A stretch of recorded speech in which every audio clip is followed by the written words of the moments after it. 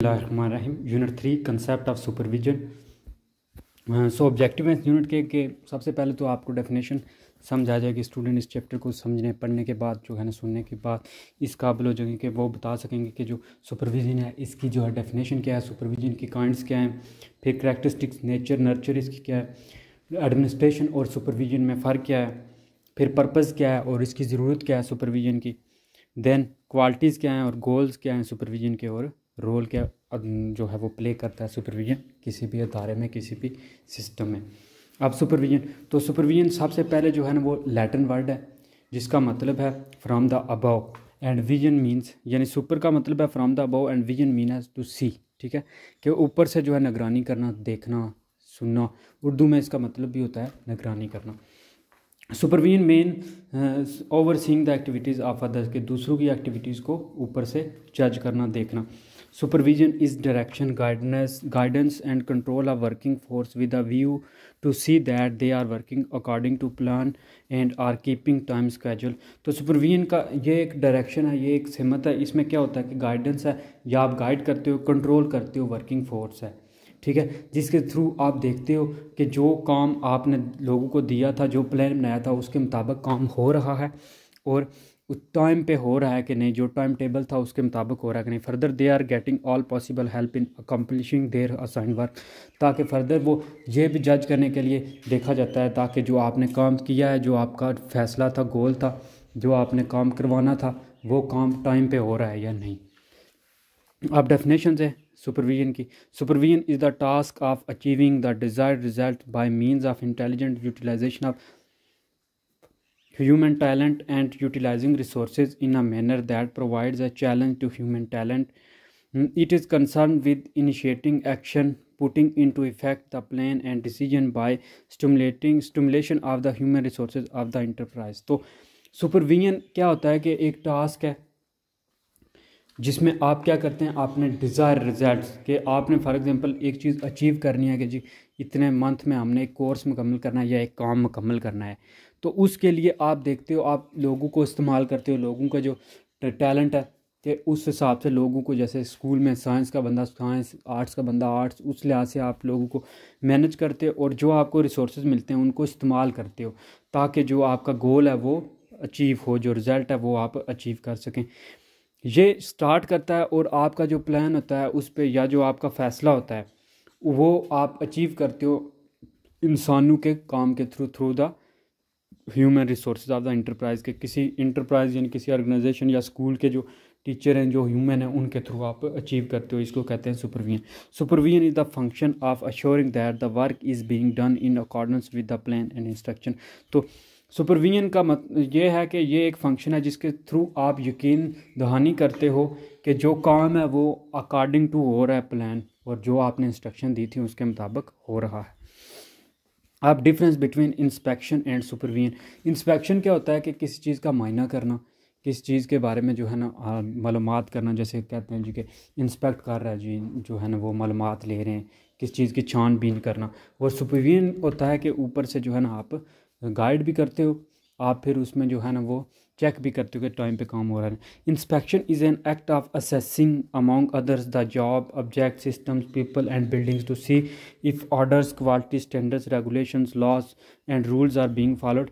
तो इंस्पेक्शन का मतलब ये होता है कि आप असेस करते हो दूसरे लोगों को कि उनका जो काम है, जो ऑब्जेक्ट हैं या जो सिस्टम के थ्रू लोग काम कर रहे हैं, तो या कोई बिल्डिंग है जिसके में आप ऑर्डर देखते हो, कोई क्वालिटी देखते हो, कोई स्टैंडर्ड देखते हो।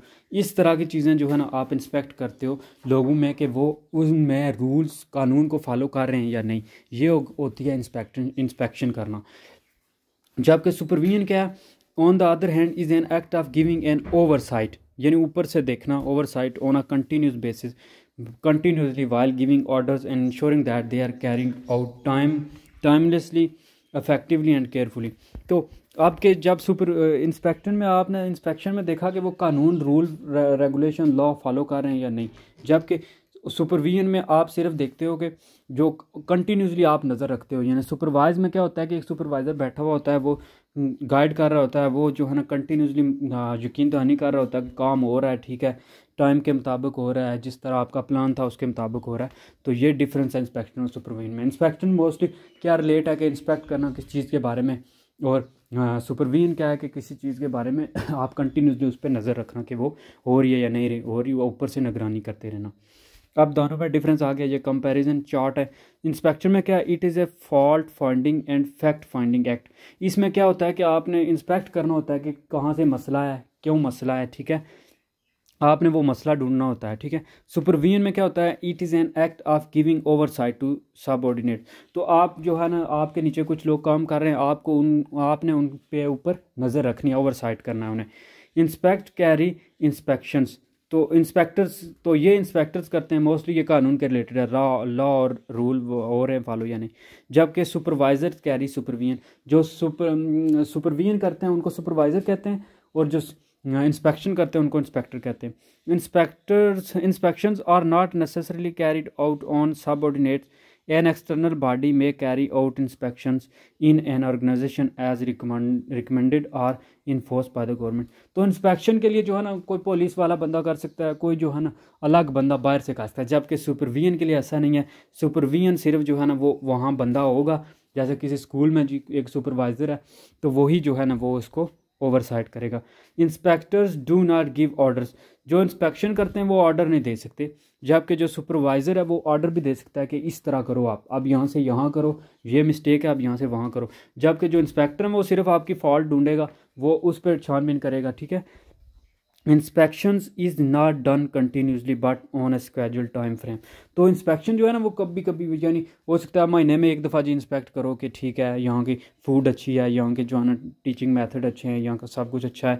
जबकि सुपरविजन जो है वो कंटिन्यूसली हो रही है, बैठा हुआ बंदा वो प्रॉपर चेकअप कर रहा है, प्रॉपर देख रहा है।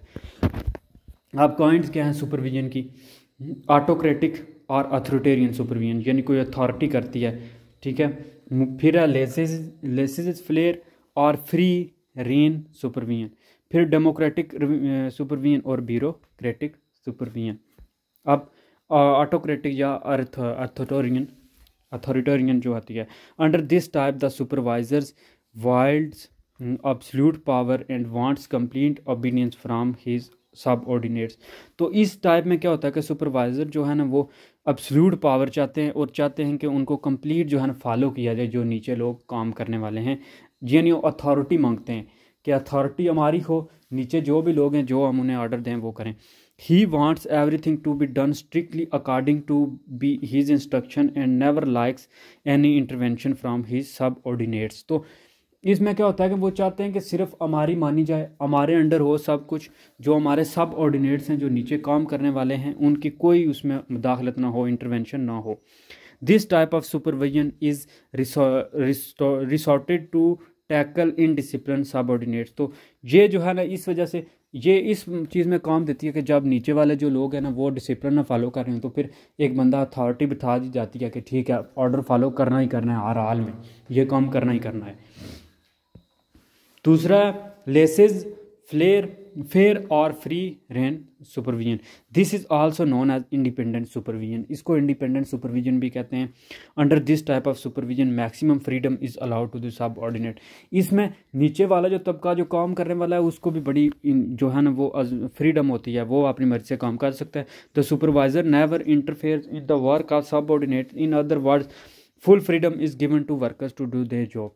इसमें जो वर्कर्स हैं उनको फुल फ्रीडम होती है कि वो अपनी मर्ज़ी के मुताबिक जहाँ से बस काम करें, जैसे मर्ज़ी करें, उनकी मर्ज़ी है। Subordinates are encourage to solve their problem themself. इसमें उनको खुद ही इनकरेज किया जाता है कि वो खुद ही प्रॉब्लम को सॉल्व करें। डेमोक्रेटिक जब भी नाम आता है जमहूरी यानी मिलजुल के। Under this type supervisor act according to the mutual consent and discussion, और in other words he consult subordinates in the process of decision making. इसमें क्या होता है कि डिसीजन मेकिंग प्रोसेस में सारे जो है ना मिल के फैसला करते हैं जी। जो सुपरवाइजर्स हैं वो वर्कर्स के साथ मिल के, सबऑर्डिनेट के साथ मिल के काम करते हैं और उनसे सलाह लेके, मशवरा लेके, उनकी मर्ज़ी के मुताबिक, रज़ामंदी के मुताबिक। This is also known as participative और कंसुलेटिव सुपरविजन। इसमें जो है ना सबका होता है, पार्टिसिपेट होता है सबका मिलजुल के, यानी बात करते हैं, और कंसुलेटिव यानी रज़ामंदी से होता है। Subordinates are encourage to give suggestion, take initiatives and exercise free judgement. इसमें जो नीचे लोग काम करने वाले जो वर्कर हैं, जो सबऑर्डिनेट्स हैं, उनको इनकरेज किया जाता है, उनको जो है हौसला अफजाई की जाती है ताकि वो भी अपनी मर्ज़ी के साथ सजेशन दें, इनिशिएटिव लें और एक्सरसाइज करें free judgement. This result in job satisfaction and improve morale of employees. तो इसके थ्रू आप जो है ना उन्हें भी पार्टिसिपेट का जब मौका देंगे तो उनका भी जो है ना इनकरेज होगा, वो भी सेल्फ जो है ना वो कॉन्फिडेंस आएगा उन्हें, और वो अच्छे से काम करेंगे, उनका मोरल अप होगा। Bureaucratic under this type of certain working rules and regulations are laid down by the supervisor and all the subordinates are required to follow these rules and regulations very strictly। तो bureaucratic में है कि कुछ rules जो है ना वो supervisor set करते हैं कि ये रूल सब ने फॉलो करने होते हैं, और सबऑर्डिनेट्स को वो रूल फॉलो करने होते हैं। उनको चाहिए होता है कि वो उनके रूल स्ट्रिक्टली जो है ना वो फॉलो करें, उसमें कोई गुंजाइश ना छोड़ें। A serious note of the violation of these rules and regulation is taken by the supervisor. तो सुपरवाइजर अगर कोई ये रूल ब्रेक करता है, तोड़ता है, तो उसके खिलाफ जो है ना वो कोई सीरियस कदम उठा सकते हैं। अब नेचर ऑफ सुपरविजन क्या है? और डेमोक्रेटिक प्रोसेस, एक डेमोक्रेटिक प्रोसेस, इसमें रजामंदी चलती है, ठीक है, लोग मिलजुल के काम करते हैं, हौसला अफजाई की जाती है। कंटिन्यूस प्रोसेस, एक कंटिन्यूस प्रोसेस है, प्रॉपर रन होता है, ठीक है, एवरी टाइम जो है ना वो चल रहा होता है, आपको सुपरवाइज़ किया जा रहा होता है। साइंटिफिक प्रोसेस है, ठीक है, साइंटिफिक प्रोसेस है, एक प्रोसेस के थ्रू, एक सिस्टमेटिक के थ्रू चीज़ों को जो है ना वो ऑर्गेनाइज किया हुआ होता है, फिर उसके मुताबिक जो है ना काम होता है। Educational supervision is professional in nature. तो वो प्रोफेशनल बंदा एक बिठाया जाता है, प्रोफेशनल सुपरवाइज़र बिठाए जाते हैं जो एजुकेशन को जो है ना वो फॉलो करते हैं, एजुकेटेड होते हैं वो, और वो जानते होते हैं क्या रूल रेगुलेशन होने चाहिए और कैसे काम होना चाहिए। Educational supervision is creative in nature. तो बहुत क्रिएटिव होती है, ज़ाहिर सी बात है, वो न्यू न्यू चीज़ें निकालते हैं, वो बेटर से बेटर जो है ना वो चीज़ें देते हैं, बेटर से बेटर गोल, बेटर से बेटर जो है ना वो मशवरे देते हैं। फिर result oriented process. Result oriented process है कि आपको रिज़ल्ट चाहिए, उस रिज़ल्ट के मुताबिक आप ओरिएंट करते हो, उसको प्रोसेस करते हो। प्रोसेस ऑफ मोटिवेशन, मोटिवेट करता है, मोटिवेशन मिलती है इससे। जब सुपरवाइज़ करता है, वो अप्रिशिएट करता है या आपकी मिस्टेक्स बताता है, आपको कहता है अपनी कमियां दूर करो, तो मोटिवेट मिलता है। कोऑर्डिनेटेड एफर्ट है, कोऑर्डिनेट मिलजुल के एफर्ट है। करैक्टरिस्टिक्स क्या है अफेक्टिव सुपरविजन की? आप जो है ना करैक्टरिस्टिक हैं, affective supervision is adaptive and flexible. तो अफेक्टिव जो होती है ना वो अडाप्ट भी कर सकते हैं लोग, इजीली जो है ना उसको अडाप्ट कर सकते हैं, और फ्लेक्सिबल उसमें चेंजिंग भी हो सकती है। अगर कोई मुश्किल है, अगर कोई चीज़ नहीं हो पा रही, एक तरीके से नहीं हो पा रही, तो उसमें चेंजिंग भी पॉसिबल होती है। अफेक्टिव सुपरविजन इज़ कोऑपरेटिव होती है, सब मिल के कोऑपरेशन करते हैं, मिलजुल के काम करते हैं। अफेक्टिव में सबका कंसेंट लिया जाता है, सबकी जो है सजेशन लिए जाते हैं, फिर फाइनल डिसीजन मेक किया जाता है। Affective supervision has a positive motivating effect. तो अफेक्टिव सुपरविजन के जो है ना वो पॉजिटिव इफेक्टिव हैं, क्योंकि वो जो है ना मोटिवेट करते हैं वर्कर्स को भी, सबऑर्डिनेट्स को भी। उसमें कोई रूल रेगुलेशन नहीं होते इतने, कि लॉ नहीं होते कि ठीक है लोगों को जो है ना वो बिल्कुल स्टिक किया जाए एक प्लान पे, उनको मोटिवेट करते हैं। Affective supervision is both analytical and integrative. तो बोथ होते हैं, एनालिटिकल भी होते हैं, उनमें एनालिसिस भी होता है, और इंटीग्रेशन भी उनकी करते हैं, उनको ब्रेक डाउन भी करते हैं, फिर उनको जो है ना वो अच्छे तरीके से मैनेज करते हैं। Affective supervision is intelligently conceived, और इंटेलिजेंटली कंसीव की जाती है, इंटेलिजेंटली की जाती है। अब इंटर रिलेशन क्या है ऑफ एडमिनिस्ट्रेशन एंड सुपरविजन? तो एडमिनिस्ट्रेशन क्या represents the whole of the education system. अब एडमिनिस्ट्रेशन पूरा, एडमिनिस्ट्रेटर बैठा हुआ जी कैपिटल में, तो वो वहाँ से एडमिनिस्ट्रेशन करता है, वो पूरे एजुकेशन सिस्टम को एडमिनिस्ट्रेट कर रहा है। फॉर एग्जांपल उसके छोटे छोटे कोई डिस्ट्रिक्ट लेवल पे या तहसील लेवल पे होते हैं, तो वहाँ से हो रहा है। जबकि सुपरविजन जो है ना represent a portion of it in terms of providing the total teaching learning situation. तो इसमें क्या होता है, एडमिनिस्ट्रेशन जो है ना वो समझ लें गवर्नमेंट की तरफ से है, गवर्नमेंट एडमिनिस्ट्रेट कर रही है, डिस्ट्रिक्ट लेवल पे बंदा है या इस तरह। जबकि जो सुपरवाइज है वो रिप्रेजेंट, वो इसका छोटा सा पोर्शन है एडमिनिस्ट्रेशन का, और वो इम्प्रूविंग कर रहा है जो है ना हर टाइम, लर्निंग टीचिंग लर्निंग जो सिचुएशन है उनको।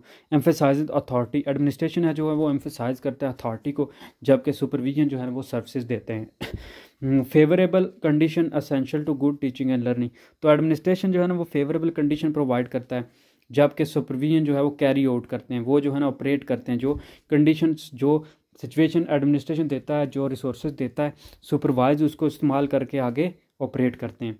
एडमिनिस्ट्रेशन क्या करते हैं, डिसाइड करते हैं, डायरेक्ट करते हैं, ऑर्डर करते हैं, एग्जीक्यूट करते हैं एजुकेशन प्रोग्राम को, ठीक है।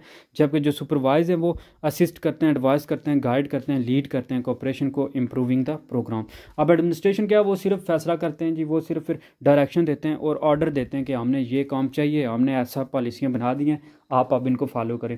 सुपरवाइज़र क्या करते हैं, वो फिर उसमें हेल्प करते हैं, सलाह देते हैं, एडवाइस देते हैं, जो है नसीहत करते हैं, फिर गाइड करते हैं और उस ऑपरेशन को लीड करते हैं।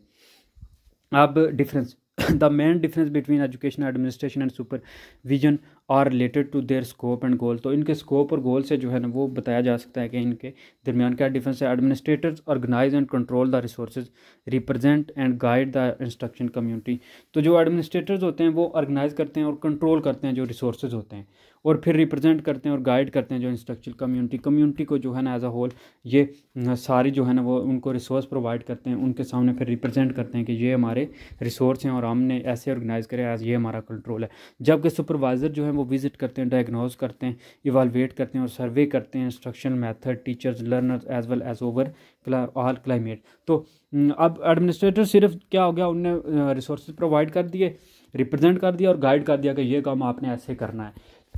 जबकि जो सुपरवाइज़र है वो विज़िट करते हैं, वो डायग्नोस्ट करते हैं कि कौन सी प्रॉब्लम आ रही हैं, क्यों प्रॉब्लम आ रही हैं, फिर वो एवेलुएट करते हैं, सर्वे करते हैं कि क्या कितने परसेंट कितने लोग इसमें जो है ना वो इंटरेस्टेड हैं, कितने इसमें इंटरेस्टेड हैं। फिर टीचर और लर्नर देखते हैं कि मिस्टेक किधर है, लर्नर की साइड पे कोई वीकनेस है, टीचर की साइड पे कोई वीकनेस है, और ओवरऑल क्लाइमेट और इर्द गिर्द का माहौल भी चेक करते हैं कि माहौल कितना इफेक्टिव है। सुपरवाइज़र का यानी वो पूरा वो करीब से चेक करते हैं, वो एक स्कूल में समझे बैठे हुए हैं, जबकि एडमिनिस्ट्रेशन जो है ना वो समझे एक स्कूल के ऊपर है, डिस्ट्रिक्ट लेवल पे बैठी हुई है और वो वहाँ से ऑर्डर कर रहे हैं। तो ये डिफरेंस है इनमें। पर्पज़ एंड नीड क्या है सुपरविजन की, to set up suitable goal for the education institution, तो सुपरविजन के लिए जो है ना वो ये इसका पर्पज़ है कि आप कुछ गोल सेट करते हो कि स्कूल में या कॉलेज में हमने इतनी बेहतरी लानी है, किसी इंस्टीट्यूशन किसी इदारे को इतना बेहतर करना है, तो ये इसका जो है ना वो गोल होता है। दूसरा हो गया to help teachers to analyse critically their own activities, तो ये टीचर्स को हेल्प करते हैं कि ताकि वो जो है ना अपना जो उनकी एक्टिविटीज़ हैं उनको वो एनालाइज कर सकें, उनको फिर गाइडलाइन देते हैं ताकि वो खुद पहचान सकें कि उनमें क्या मिस्टेक्स हैं और कितनी उन्हें काम करना होगा। Checking on the availability of teaching learning material, तो सुपरवाइज़र बताते हैं जी कि हमारे पास ये मटेरियल है, इतना मटेरियल है, कौन सा यूज़ होता है, कितना यूज़ हुआ है, इस तरह की जी चेकिंग करते हैं। असेसिंग स्टाफ लेवल्स, तो ये फिर स्टाफ लेवल असिस्ट करते हैं कि जो है ना असेस करते हैं कि ठीक है आपका ये लेवल है, इतना लेवल है, इतने इस लेवल पे इतने टीचर होने चाहिए, इतने बंदे होने चाहिए, ठीक है। एडवाइजिंग द स्कूल क्लाइमेट, और स्कूल क्लाइमेट को एडवाइस करते हैं कि आप इस तरह चेंजिंग करें, या ये माहौल अच्छा है, ये जो है ना उस तरह इर्द गिर्द का जो क्लाइमेट जो इन्वायरमेंट है उसको फिर उस लिहाज से गाइड करते हैं। Promotion curriculum change and innovation, तो ये प्रमोट करते हैं कि करिकुलम को चेंजिंग होती रहे उसमें और जिद्दत आती रहे उसमें, या न्यू चीज़ें उसमें आती रहें, इन्वेंट होती रहें। अटेंडिंग टू इंस्टीट्यूशन प्रॉब्लम्स, तो जो इंस्टीट्यूशन प्रॉब्लम्स हैं उनको ये सॉल्व करते हैं, उनके मुताबिक जो है ना वो तो सुनते हैं उन्हें, फिर उनको टैकल करते हैं। Data collection to facilitate planning and decision making, monitoring policy implementation, तो डाटा कलेक्ट करते हैं और फिर फैसिलिटेट करते हैं और प्लानिंग करते हैं, डिसीजन मेक करते हैं। ये सारी चीज़ें सुपरवाइज़र के अंडर होती हैं कि वो सारे डेटा इकट्ठा करते हैं, फिर जो है ना फैसिलिटेट करते हैं, उसके मुताबिक सहूलतें देते हैं और फिर एंड पे डिसीजन बनाते हैं कि ठीक है आपके पास ये चीज़ें नहीं थी, ये हम आप प्रोवाइड करें, अब हमारा ये फैसला है, तो आप जो है ना वो ये पॉलिसी बनेगी और इसको इम्प्लीमेंट करना। अब क्वालिटीज़ क्या हैं, नोज़ हाउ टू कम्युनिकेट, तो सुपरविजन की जो क्वालिटीज़ हैं वो जानते होते हैं कि उन्होंने कम्युनिकेट कैसे करना, उन्हें कैसे इफ़ेक्टिव वे से जो है ना वो लोगों को गाइड करना है, लोगों के साथ बातचीत करनी है, उनको कम्युनिकेशन उनके साथ करनी है। इज़ वेरी क्रिएटिव, बहुत क्रिएटिव काम होता है क्योंकि वो क्रिएट करते हैं चीज़ों को, वो चीज़ों को जो है ना खूबसूरत तरीके से प्रोवाइड करते हैं, उनको खूबसूरत तरीके से उनके सामने रिप्रेजेंट करते हैं। एक्टिवली लिसन्स एंड ऑब्जर्व्स, तो वो बिल्कुल जो है ना ज़बरदस्त होते हैं जो है ना सुनने में और फिर उसको ऑब्ज़र्व करने में। कि ठीक है, पहले आप सजेशन दें, उनकी सजेशन अच्छे से सुनेंगे, समझेंगे और फिर ऑब्ज़र्व करेंगे, ख़ुद भी कि जायज़ा भी लेंगे कि क्या सही है। फिर guides and motivates the team well, तो पूरी टीम को ये गाइड भी करेंगे कि ये रास्ता इजी है, ये रास्ता, इस रास्ते से हम जल्दी हासिल कर लेंगे, इस रास्ते से हमारा गोल जल्दी हासिल हो जाएगा हमें। और फिर मोटिवेट भी करते हैं पूरी टीम को। Has good team work skills, तो उनमें बहुत अच्छी टीम वर्क स्किल्स होती हैं, क्योंकि उनका काम ही यही होता है, उनको प्रॉपर जो है ना वो काबिल लोग होते हैं, फिजिबल पीपल होते हैं जो जानते होते हैं कि how to work in team. Is result oriented, और रिज़ल्ट ओरिएंटेड होते हैं कि वो उनका मेन फोकस जो होता है वो मंजिल होती है, गोल होता है कि हमने ये रिज़ल्ट अचीव करना है। Keep focused on the goal, goal पे उनका फोकस होता है कि ये उनका हमारा गोल है तो हमने ये अचीव करना ही करना है। Is well organised and versatile, बहुत वेल ऑर्गेनाइज्ड, उनमें जो है ना डिसिप्लिन होता है, और वर्सटाइल वो बहुत ज़्यादा जो है ना वो हर फन होता है उनमें कि ठीक है ये चीज़ इस तरह समझानी है, ये इसमें इस तरह गाइड करना है, फॉर एग्जांपल क्लास मैनेजमेंट ऐसे करनी है, टीचर की पर्सनालिटी को इस तरह इंप्रूव करना है, ये चीज़ें। रिस्पेक्ट एवरीबॉडी, वो हर एक को इज़्ज़त करते हैं, और इज़ गुड मेडिएटर, और बेहतरीन जो है ना वो मेडिएशन करते हैं, बेहतरीन लोगों का जो है ना मुहासरा करते हैं, और रिस्पेक्ट से बात करते हैं, यानी किसी को डीमोटिवेट नहीं करते या डिसरिस्पेक्ट नहीं करते। वेरी ऑनेस्ट होते हैं अपने काम के साथ, ठीक है, जो है ना बिल्कुल फेयर वो रिजल्ट देते हैं, बिल्कुल फेयर वो सुपरवाइज करते हैं। Take others need into consideration, दूसरों की ज़रूरत का ख्याल रखते हैं कि फॉर एग्जांपल किसी टीचर को क्या नीड है, स्टूडेंट्स की क्या नीड है, स्कूल में अदारे में क्या नीड है। इज़ अ गुड निगोशिएटर, बेहतरीन मुज़ाकरात करते हैं, यानी कोई स्कूल में कोई गड़बड़ हो गई है, कोई स्टूडेंट आपस में लड़ गए हैं या इस तरह, या टीचर का आपस में कोई गड़बड़ है, कोई मसले हैं, तो इस तरह की चीज़ों में वो बेहतरीन जो है ना नेगोशिएशन करते हैं। Now's legal aspects, legal aspects जानते होते हैं कि कौन से जो है ना उनके रूल्स हैं, कौन सी उनकी लिमिट्स हैं, कौन सी जो है ना उनको हदें हैं उनकी। रिजॉल्व कन्फ्लिक्ट्स, जो होते हैं लड़ाई झगड़े आपस में, या कोई होते हैं फसाद शाद होते हैं, उनको ये ख़त्म करने में जो है ना वो बड़ी महारत रखते हैं। Control stress aggression and frustration, वो अपना जो है ना खुद पे उनका बड़ा कंट्रोल होता है, यानी वो खुद को अपने बिहेवियर, अपने एग्रेशन जो गुस्सा है उसको कंट्रोल करते हैं, अपने स्ट्रेस या फ्रस्ट्रेट या कॉन्फिडेंट लोग होते हैं। इज़ अ गुड कोच, बहुत अच्छे कोच होते हैं, गाइड करते हैं, ठीक है, लीड करते हैं। सीक्स हेल्प एंड सपोर्ट्स, वो हेल्प और सपोर्ट दोनों देते हैं। अब डिफरेंट टेक्निक्स ऑफ सुपरविजन क्या है, techniques are based on 3 stages. Stage 1 क्या है, प्रिपरेशन फॉर सुपरविजन, तो सबसे पहले वो प्रिपेयर जो होती है कि प्रिपेयर करते हो, आप प्रिपेयर करते हो, लोगों को तैयार करते हो सुपरविज़न के लिए। स्टेज 2 पे सुपरविज़न करते हो, और स्टेज 3 पे क्या है, फॉलो अप ऑफ सुपरविज़न को आप फॉलो अप करते हो, उसको चेकअप करते हो, उसको देखते हो कि आपने कैसा किया। पहले में तैयार होते हो, दूसरे में करते हो, तीसरे में फिर आप फॉर एग्जाम्पल उसका रिजल्ट चेक करते हो। स्टेज 1 पे क्या, प्रिपरेशन, स्टडी ऑफ डॉक्यूमेंट्स, आप डॉक्यूमेंट्स की स्टडी करते हो, जो डॉक्यूमेंट्स आपको मिलते हैं, जो फॉर एग्जांपल पढ़ाई कर रहे हो आप क्या आपने सुपरवाइज़ करना है इस जगह पे, और ये चीज़ सुपरवाइज़ करनी है, तो उसमें क्या क्या चीज़ें आपने सुपरवाइज़ करनी है, इस बारे में आप स्टडी करते हो डॉक्यूमेंट्स की। Identification of priority for supervision, आप आइडेंटिफाई करते हो कि आपकी प्रायोरिटी क्या होनी चाहिए, कि ये नहीं है कि आप छोटी छोटी चीज़ों पे जाके जो है ना वो लग गए हो तो पूरा जो है ना सिस्टम ही धर्म भरम हो गया, बल्कि ये आपने चेक करना होता है कि आपकी प्रायोरिटी, आपकी तरजीहात कौन सी चीज़ें हैं। टीचर स्टूडेंट तरजीह हैं, टीचर तरजीह हैं, स्टूडेंट तरजीह हैं, तो उन पे आप मज़ीद फोकस करते हो। प्रिपरेशन ऑफ सुपरविजन स्केजुअल, फिर आप सुपरविजन के स्केजुअल यानी उसके टाइम टेबल को फॉलो करते हो कि इस लिहाज से हमने इतना टाइम ये चीज़ सुपरवाइज़ करनी है, इसको इम्प्रूव करना है, फिर इतने टाइम ये इसको इम्प्रूव करना है, तो ये सारी होती है।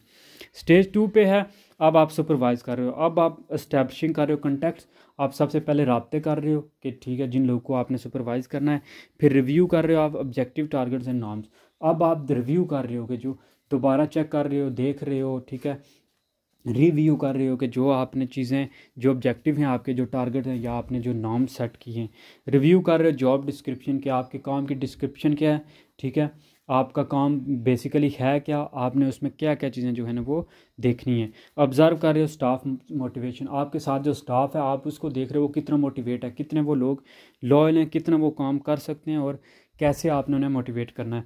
ऑब्ज़र्व फॉर एनी एक्चुअल और पोटेंशियल कॉन्फ्लिक्ट्स, तो आप ऑब्ज़र्व कर सकते हो, ऑब्ज़र्व करते हो कि कोई वॉर जो कॉन्फ्लिक्ट है उसका एक्चुअल या पोटेंशियल कितना है। स्टेज 3 पे अब आप कर रहे हो follow up supervision, reorganisation of time table, work plan, duty roster. तो आप इन सब चीज़ों को सबसे पहले जो है ना वो रीऑर्गेनाइज कर रहे हो जी के जो टाइम टेबल था, जो वर्क प्लान था आपका, या जो ड्यूटी रोस्टर थे आपके, वो सारे जो है ना आप उन्हें आप कर रहे हो, रीऑर्गेनाइज कर रहे हो कि चीज़ों को अपने लिहाज से के। फिर ऑर्गेनाइजिंग कर रहे हो service training programmes, continue education programmes for personnel. तो लोगों के लिए आप जो है ना फिर उन सारे प्रोग्राम्स को ऑर्गेनाइज कर रहे हो कि ये ऐसे प्रोग्राम करने हैं। आप लोगों को ये नहीं, आप सिखा रहे हो कि ये चीज़ें आपने करनी है। फिर initiating action for organising staff welfare activities. तो स्टाफ की वेलफेयर एक्टिविटीज़ के लिए अब आप ऑर्गेनाइज कर रहे हो, इनिशिएट कर रहे हो action. Counselling and guidance regarding career development and professional growth. फिर आप लोगों की काउंसलिंग कर रहे हो और उन्हें गाइडेंस दे रहे हो कि आपने करियर की डेवलपमेंट इस तरह करनी है और आप में जो है ना प्रोफेशनल ग्रोथ इस तरह होगी। अब रोल क्या है सुपरवाइज़र का? Supervisor divided into two categories, administrative roles होता है और एकेडमिक रोल होता है। एडमिनिस्ट्रेशन में क्या रोल होता है सुपरवाइज़र का? Selection and appointment of class और सपोर्टिंग स्टाफ। तो सबसे पहले आप सिलेक्ट करते हो और लोगों को अपॉइंट करते हो क्लास के, और या फिर एक सपोर्टिंग स्टाफ को अपॉइंट करते हो। जैसे फॉर एग्जांपल कोई स्कूल में आ गया बंदा वो सुपरवाइजिंग के लिए, अब वो एडमिनिस्ट्रेशन के लिए कुछ बंदे कर रहा है सिलेक्ट, फॉर एग्जांपल आपने हेल्प के लिए, सपोर्ट के लिए, ठीक है, वो सबसे पहला काम है। दूसरा ये कि sanction and payments of school grants. तो सैंक्शन जो स्कूल पे जो है ना कोई सैंक्शन हैं या कोई पेमेंट्स हैं स्कूल की, वो आप ग्रांट करते हो, वो आप जो है ना उनके बारे में इंफॉर्मेशन लेते हो, उनको एडमिनिस्ट्रेशन में यानी वो पेमेंट करते हो या आप उनकी मालूमात रखते हो। Providing facilities to school, school को वो सहूलतें मुहैया करते हैं जो स्कूल को रिसोर्सेज चाहिए होते हैं। Supervising the development task of school, school के जो टास्क हैं उनको आप डेवलप करते हैं, उनको सुपरवाइज़ करते हैं कि जो टास्क हो रहे हैं स्कूल में, कि बिल्डिंग फर्न हो रही है जी, रिपेयर हो रही है, ठीक है, कलर हो रही है, पेंट हो रही है, तो ये सारी चीज़ें वो देखते हैं। Checking the accounts and records of the school, school के जितने अकाउंट हैं कि कितना उन अकाउंट्स में बैंक बैलेंस है, कितना जो है ना वो रिकॉर्ड, फिर स्कूल में स्टूडेंट कितने हैं, टीचर कितने हैं, फर्नीचर कितना है, ये सारा कुछ वो एडमिनिस्ट्रेशन में आता है, वो रिकॉर्ड करते हैं। Checking the safety and security of the school plant, school plant की जो है ना वो आप देखते हो कि उसमें जो पौधे शौधे लगे हुए हैं या जो भी कोई प्लान है, ऑब्जेक्ट हैं, प्रोजेक्ट्स हैं, उन सब की आप सेफ्टी और सिक्योरिटी को चेक करते हो। Checking proper distribution of workload, workload देखते हो कि जो स्कूल में बंदे हैं उनको उनकी जॉब के मुताबिक वर्क असाइन है कि किसी को ज़्यादा है या किसी को कम है, कोई वर्कलोड तो नहीं है किसी पे ज़्यादा है या कुछ ये नहीं है कि कुछ जो है वो बिल्कुल बेले बैठे हुए हैं, फ्री बैठे हुए हैं और कुछ जो है वो काम कर रहे हैं। Welfare of the teacher, teachers की बेहतरी के लिए काम करते हैं। एकेडमिक रोल में क्या है? Supervision of teaching learning activities, teaching learning activities पे जो है ना उनको सुपरवाइज़ करते हैं कि ठीक है प्रॉपर हो रही हैं, ठीक है, टीचर लर्निंग दोनों जो है ना उनमें आपस में कम्युनिकेशन है, आपस में अच्छा रिलेशन है। Enhancing and maintaining the educational standard, education standard को मेंटेन करते हैं और ऊपर लेके जाते हैं कि ठीक है क्वालिटी को बेहतर से बेहतर करते हैं। Evaluating and improving the teaching learning process, teaching learning process को यानी उस्ताद और स्टूडेंट के लर्न जो प्रोसेस है उनके दरमियान उसको इम्प्रूव करते हैं, उसको चेक बैलेंस करते हैं। Orientation of teacher through in service teaching courses, teaching courses या teaching courses program, teaching training program के थ्रू टीचर्स की जो है ना वो उनकी वेलफेयर करते हैं, उनको जो है उनकी हेल्प करते हैं ताकि इजी रास्ते उनको प्रोवाइड किए जाएँ। Evaluation and assessment of people achievements, तो इवैल्यूएट करते हैं और असेसमेंट करते हैं जो शागिर्द हैं, जो स्टूडेंट्स हैं, उनकी अचीवमेंट्स क्या हैं, वो क्या उनको हेल्प मिल रही है कि नहीं मिल रही। अरेंज करते हैं रिसर्चर एक्सपेरिमेंट्स एंड सर्वेज़ को, सर्वे करवाते हैं, फिर रिसर्च पे बेस काम करवाते हैं, एक्सपेरिमेंट्स करवाते हैं जी, लेबॉर्ट्री का काम बड़ा जो है ना वो इनक्रेज करते हैं। ऑर्गेनाइज करते हैं को करिकुलर एक्टिविटीज़, को करिकुलर एक्टिविटीज़ को ऑर्गेनाइज करते हैं, ठीक है, दैट्स ऑल।